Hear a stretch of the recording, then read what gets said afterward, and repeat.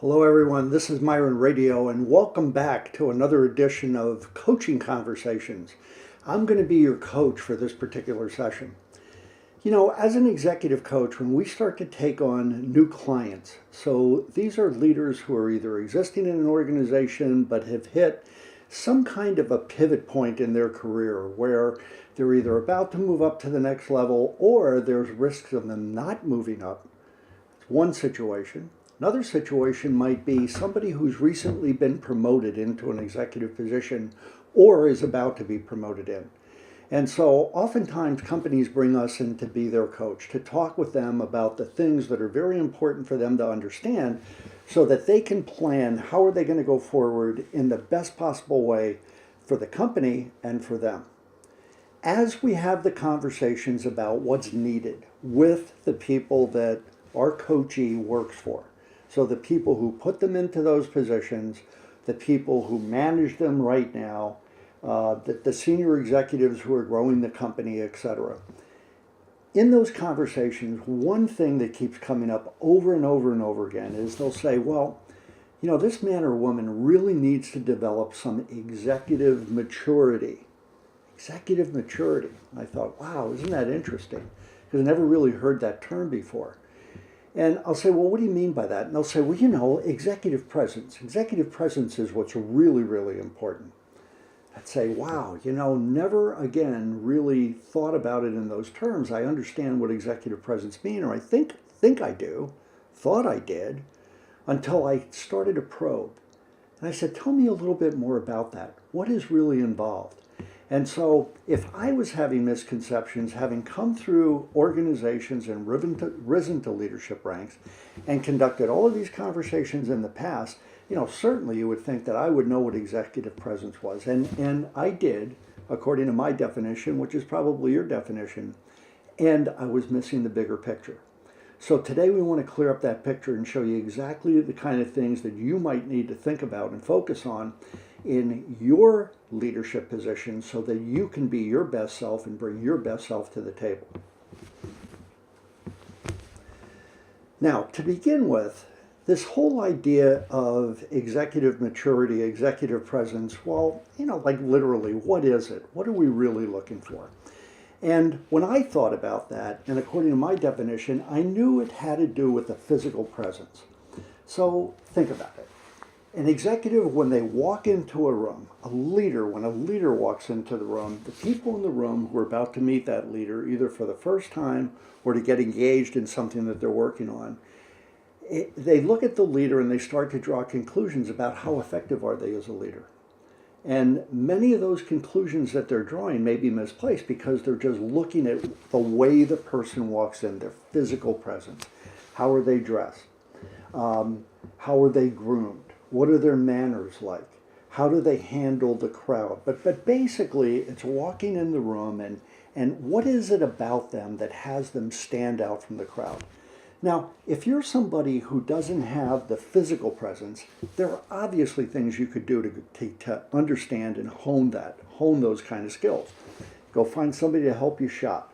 You could go to a groomer and have them take a look at you, yourself. They can shape your hair. They can do a lot of different things for you. You can also go out and find some really good suits. You could find somebody who will teach you the etiquette when you're in business meetings and how to conduct yourself, how to hand somebody a card, what kind of utensils you might use. A pen is an example.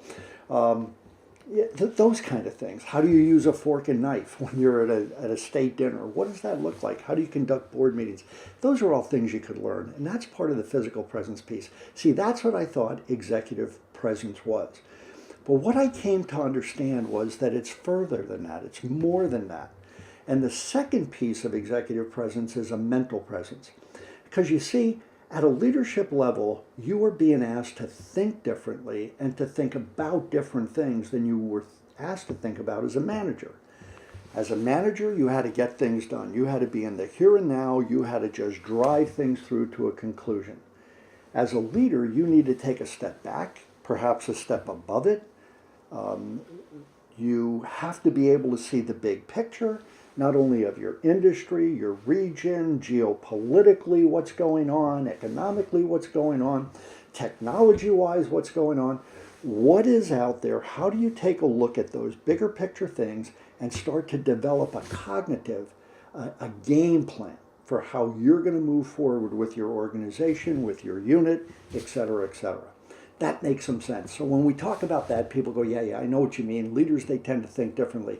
They're more out into the future. I'm not talking about blue sky now, but they're out there. They tend to be a little bit more open with people, so they'll ask a couple of questions, and you can see that they're constantly testing their thinking to make sure they don't miss anything. So, okay, the first two, the physical presence and mental presence, everybody kind of gets those once you understand it, you talk to it to this term. But here's the third piece, and this is the piece where most people get in trouble, and it's called the emotional presence. And so the picture that we put up here is the picture of James Bond, an actor who plays James Bond. You could pick any picture of James Bond.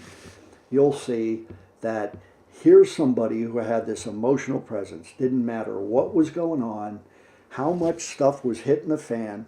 This guy was cool, calm, he was very calculated, he kept his emotions under control. Now, could he act? Of course he could. Did he have energy? Of course he did. Could he break through things? Of course he could. And the same is true for you. But here's where people get in trouble. Their emotions get the best of them.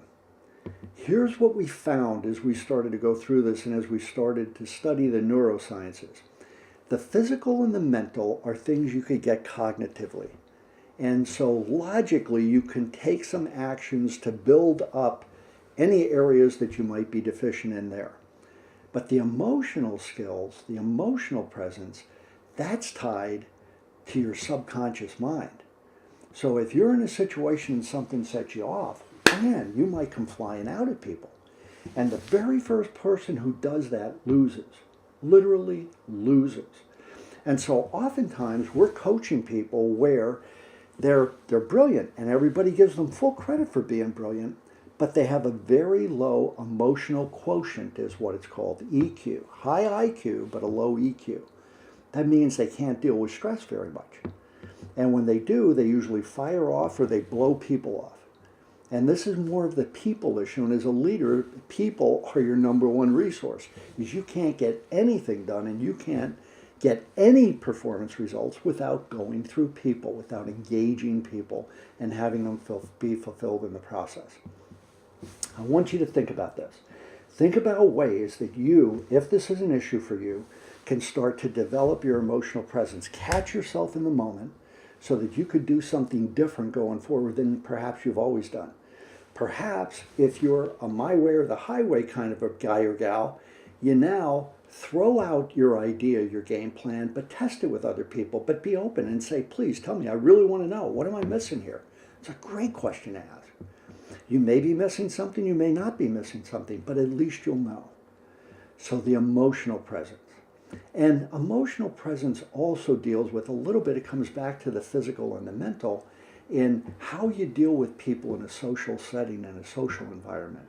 And the term that I know is bantered around at the highest levels are, does he or she have gravitas? Gravitas. That's like grace. Are they graceful with other people? Do they seem as though they are graceful, and do they show that grace with other people? That is something for the largest organizations at the literally the highest level is something that is crucial to develop. If you don't have gravitas and you need to learn more about it, that's something you should do like right now. To learn more about this, Brian and I have put a program together that's called A Leader's Journey Decoded, and we go into much more depth about executive maturity and executive presence. If you're interested in that, check out our website, www.pivotleads.com. For right now, this is Myron Radio. Over and out.